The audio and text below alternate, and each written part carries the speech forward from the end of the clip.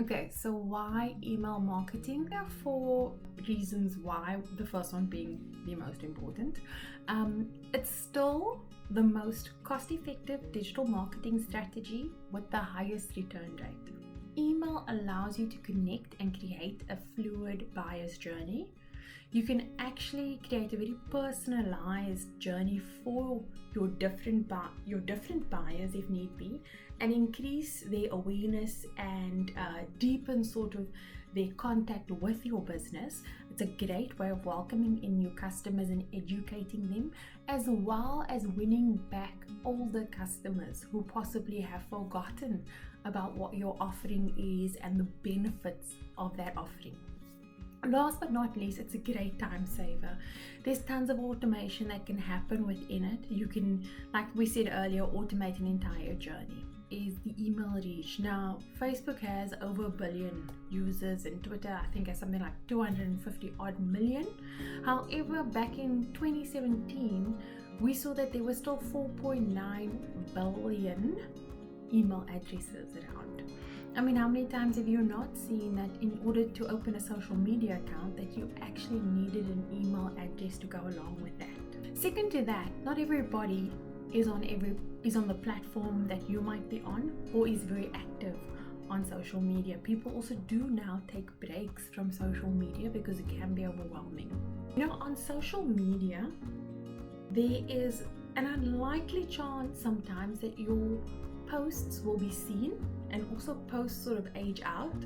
So the more new content is added, the faster, the more your posts are pushed down, right? So you constantly have to be pushing, and if that person's not on the platform at that point in time, they may not see your post. However, with you sending somebody an email that's personalized to them, they therefore can look at that email, can read through it in their own time. And that is quite an opportunity.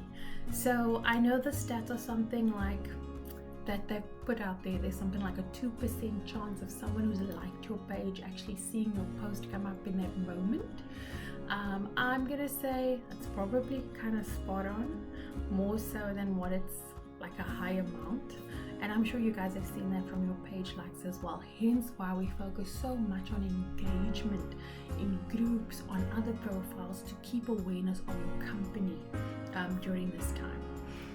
Last but not least, sales conversion is the highest. Over 4% of people that are actually buy via email marketing, compared to any social media or search engine optimization channels, which sit anywhere between 0.4 up to 2.4%. So there are also 2 types of email processes that we look at. There's a cold email process where you're sourcing the contact. This person does not know you. A lot of B2Bs do cold email marketing, and therefore the strategy that they take is a bit different. Then you get inbound leads where somebody voluntarily subscribes to your email list or says, yes, here's my email address, please send me information. Okay, so those 2 different types of customers coming in sit on 2 totally different places in terms of your sales funnel. The guy that has never heard of you is someone that you still need to work with to create awareness of your company and interest in your company, whereas the person who is willingly giving you the information and saying, yes, please send me an email, is actually aware of your business and already interested in things that you have to say.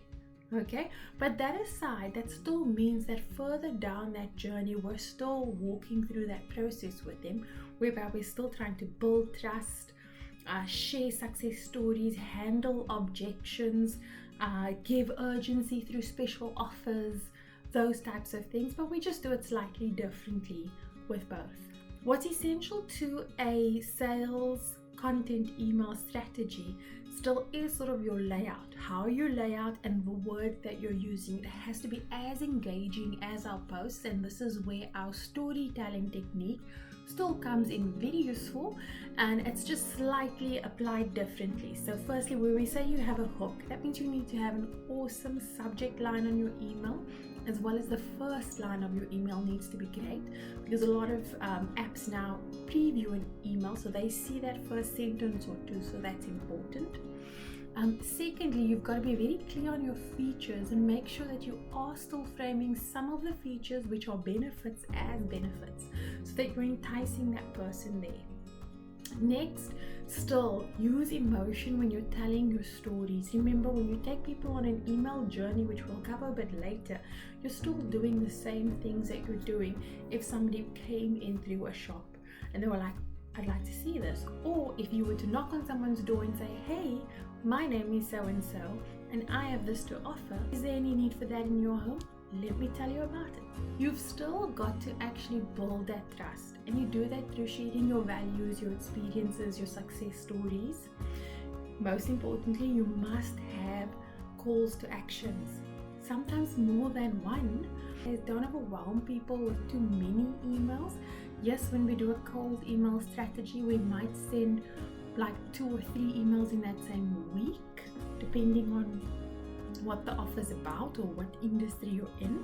Okay, but just remember, at the end of the day, if somebody has unsubscribed or if you are pestering them, it's inconvenient. So try and approach that from your customer's point of view. And last but not least, use an appealing format. Use descriptive languages, images, videos.